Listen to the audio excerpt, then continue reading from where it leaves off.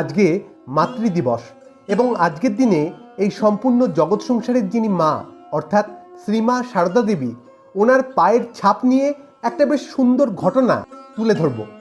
শ্রীমা যে তার সন্তানদের ছোট ছোট বিষয়গুলো কি সুন্দর করে খেয়াল করতেন, বা বলা ভালো মায়েরা তার সন্তানদের যে ছোট ছোট খুশিগুলো কত যত্ন নিয়ে নজর করেন, পূরণ করেন, আজকের ঘটনায় সেটাই প্রকাশ পাবে। মা তখন জয়রামবাটিতে মায়ের নতুন বাড়িতে রয়েছেন। যারা জয়রামবাটি গেছেন তারা জানবেন নতুন বাড়ি কোনটা। ওখানে দুজন মহিলা ভক্ত এসেছেন এবং দুজনে সম্পর্কে বোন, এবং দুজনে এসেছেন মায়ের চরণছাপ নিতে। তো একটা সাদা কাপড়ের উপর মা চরণছাপ দিলেন এবং তারপর শুরু হলো ঝামেলা ওই দুই বোনের মধ্যে, যে এই চরণছাপটা আমার। একজন বলছে আমার, আরেকজন বলছেন আমার, আমি নেব। আরেকজন বলছেন না, আমি নেব। এই নিয়ে ঝগড়া। তো যখন মা দেখলেন এই ঝগড়ার থামার নয়, তখন মা নিজে এসে এই ঝগড়ার সমাধান করলেন। মা হাসতে হাসতে বলছেন, ওরে আমি যে এখনো বেঁচে আছি, নিয়ে আয় কিছু সাদা কাপড় আর তরল আলতা নিয়ে আয়, তারপর তোদের ইচ্ছা মতন যত খুশি আমার পায়ের ছাপ নিয়ে যা। এর জন্য ঝগড়া করছিস কেন? তো এরকমই মায়ের পায়ের ছাপ নেওয়ার জন্য ভক্তদের মধ্যে প্রায়ই ঝগড়া লেগে যেত। একবার ভক্তদের জন্য মাকে একসাথে 20টা চরণছাপ দিতে হয়েছিল। ভক্তরা এসে জোর করায় মা কাউকে ফেরাতে পারেননি। পরপর এক এক করে 20টা চরণছাপ দিয়েছিলেন। একটা সাদা কাপড় একটি পিঁড়ির উপর দুদিক থেকে দুজনে মিলে টান টান করে ধরে রাখলেন। তারপর মায়ের পায়ে আলতা লাগিয়ে আলতো করে মা ওই পিঁড়ির উপর উঠে দাঁড়ালেন।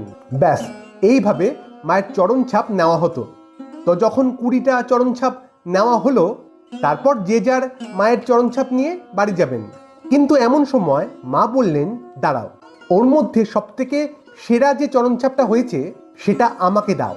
তো মায়ের মুখ থেকে এই কথা শুনে সকলেই তো অবাক, এবং ওনাদের মধ্যে একজন মাকে জিজ্ঞাসা করলেন, বলছি মা, আপনার নিজের চরণছাপ আপনি নিজে নিয়ে কি করবেন?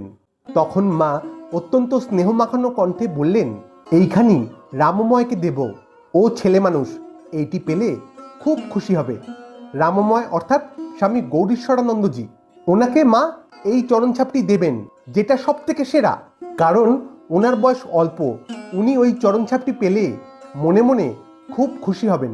এবং সত্যি সত্যি পরে যখন রামময় মহারাজ আসলেন, তখনও মহারাজ হননি, কিন্তু তিনি যখন আসলেন মায়ের কাছে, মা তখন ওই সেরা চরণছাপটি ওনাকে দিলেন নিজের থেকে। মানে অন্যান্য ভক্তরা মায়ের থেকে দাবি করে চেয়ে তারপর চরণছাপ পেয়েছেন, আর স্বামী গৌরীশ্বরানন্দজিকে মা নিজে থেকে এই চরণছাপ দিলেন ভালোবেসে। এবং কেন দিলেন? ওইটি পেয়ে ওই সন্তানের মুখে একটা যে খুশির হাসি ভেসে উঠবে, সন্তানের মুখের ওই হাসি মায়ের মুখে শান্তি এনে দেয়। মা তাতেই খুশি। সন্তানের হাসি মুখ ছাড়া মায়ের কাছে এর থেকে মূল্যবান আর কিছু হয় না। তাই তিনি না চাইতেই ওনাকে সেরা চরণছাপটি মা দিয়েছিলেন নিজে থেকে।